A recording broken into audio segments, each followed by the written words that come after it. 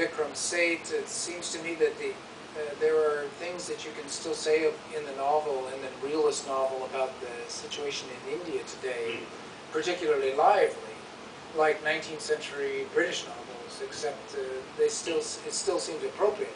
For me, when I look at California and I look at the United States, I think we're in a science fiction novel, so I'm writing the right kind of realism because we're in science fiction already. But if you're in India or if you're in Latin America, science fiction might not be the thing. Maybe realism or magic realism, those are the appropriate genres for those historical situations. So, but mostly I have to confess ignorance. You know, I read so little. There's a great revolutionary novel by Hilary Mantel, and she just won the Booker Prize for Wolf Hall. So her earlier novel about the French Revolution, called A Place of Greater Safety, well, that's an interesting novel for people interested in revolutions, but she seems to be kind of a reactionary.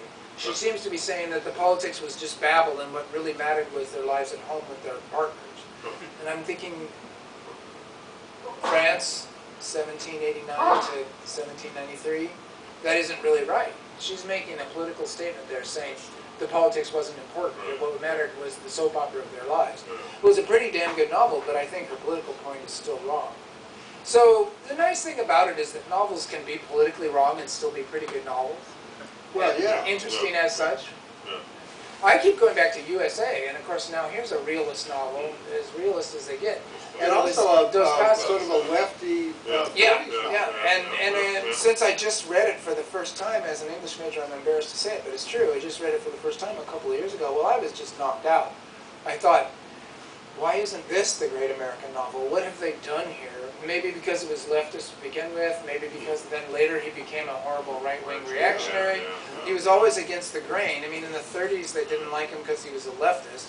In the 50s, when the university was taking over literature and saying what was good and what was bad, he was a reactionary who had turned against the left, and all the young professors were leftists, so they didn't like him then. They didn't like him in the 30s when he wrote. They didn't like him in the 50s when they were making the canon. You all should go back to USA by John Dos Passos. I mean, usually you can buy it for $2. It's one of the greatest novels I've ever read.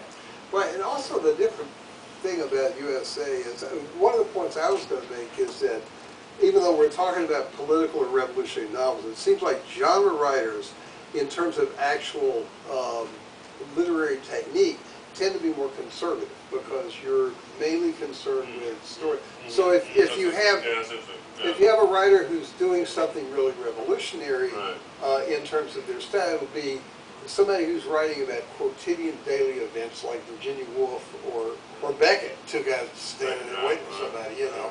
And people who are writing about revolutionary stuff have to use more ordinary kind of prose. But Dos Passos didn't do that. But like the newsreel and those little things, it was kind of interesting. But one other thing I want to bring up, and then we should open it, is one of the things to me about science fiction, and to some extent about noir, I guess, is that what you're trying to do, you haven't, rather than just taking characters and turning them loose, which some novels say they do, I don't know if I believe it or not. You have a thesis or an idea that you're trying to dramatize. Now, clearly that's what you were doing in the global warming series. You know, there's an idea there that you're trying to flesh out. It seems to me like in the Underbelly, you're talking about gentrification and urban, sort of the corruption of urban finance and building and how that is put together. I mean, do you often take a book? Do you often take an idea and then put the characters in it like that? I felt like you did in that one. I think so. I think that, right. So certain ideas are of interest to me. So lately, well, like a lot of people, have been thinking about whatever this the Great Recession, whatever the hell it is we're really in. But the recession's over. I'm sorry, I missed that. I missed it. I guess I was too busy reading Iceberg Swimming. But in particular now the foreclosure mess, but even more than that, there was this great piece on what's the show on NPR? God. Anyway, the Ira Glass show. What's that called? This American Life. This American Life.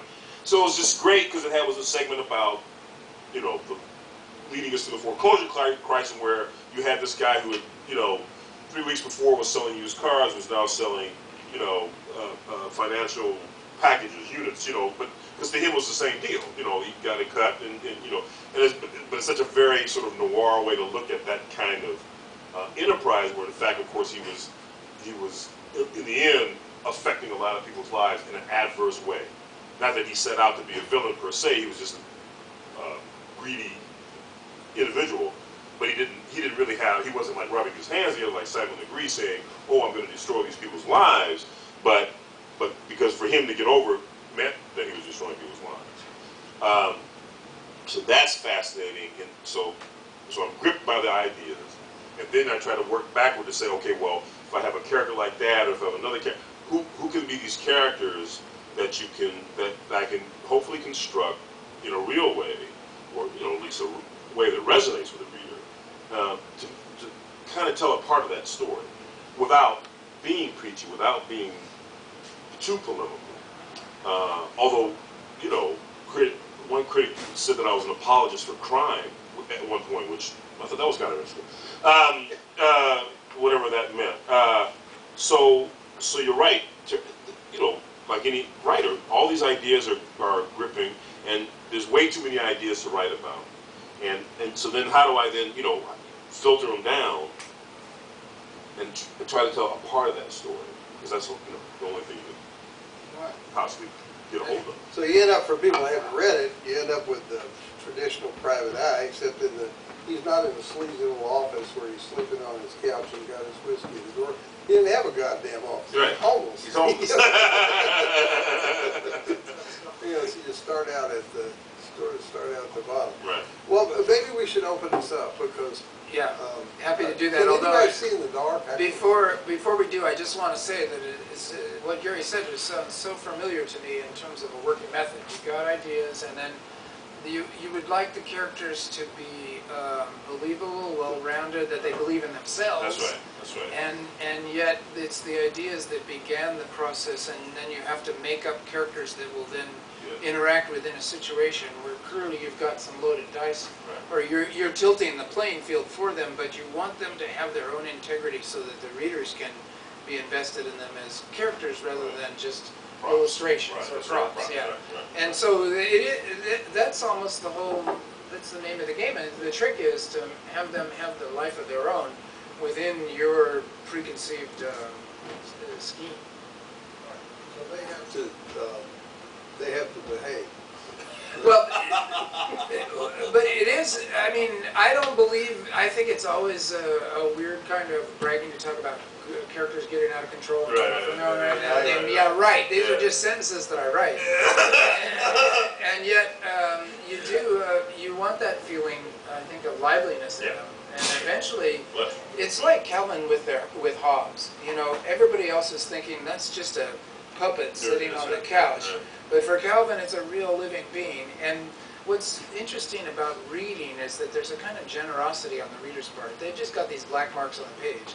And yet, within their own mind, then Hobbes can come alive for them too. And they're just as alive for them as for Calvin in the first place. And that's the moment. That's what you're trying to push for. Is believe this person for the period of time when you're imagining.